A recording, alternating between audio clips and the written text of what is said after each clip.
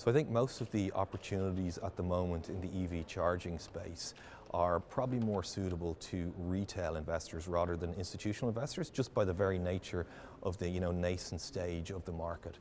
I mean, certainly in Downing, we see a lot of opportunities through our ventures team.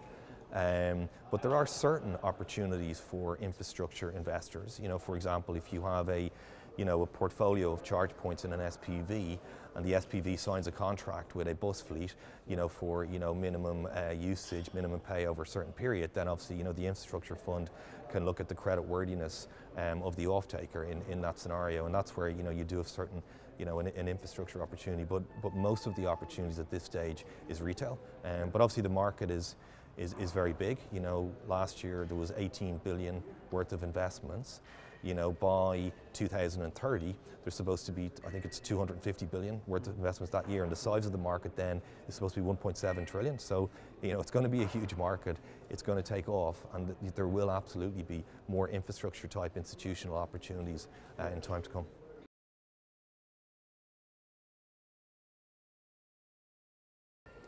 Yeah, I mean, definitely. I mean, I think it could definitely become, a genuine asset class.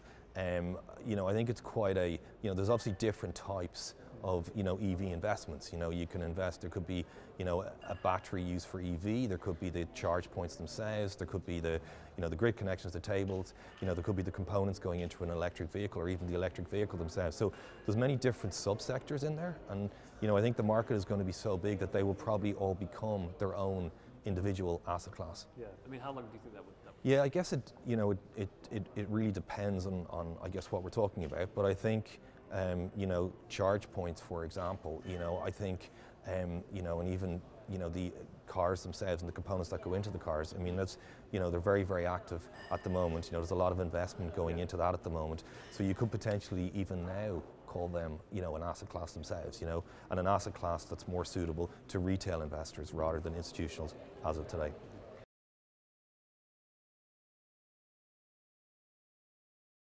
I think in 2019 it's going to continue to be a very, very active year in the space.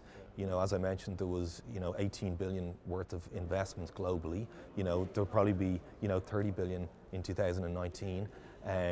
You're going to see in the UK, you're going to see that there's the new government SIF fund, which is the government are using to catalyse the market, which is obviously very interesting. There's other related initiatives such as the Clean Growth Fund and other subsidies. So I think you'll see the government being very, very involved. You'll see certain projects become more developed and more expanded. And I suppose the market will kind of move towards an infrastructure sector. Yeah.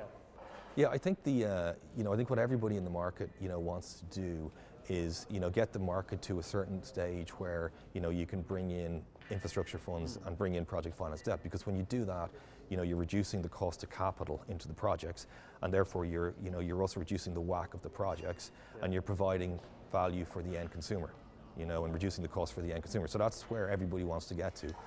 Are we going to get there in 2019? I don't think so, but we'll get closer to it in certain kind of subsectors.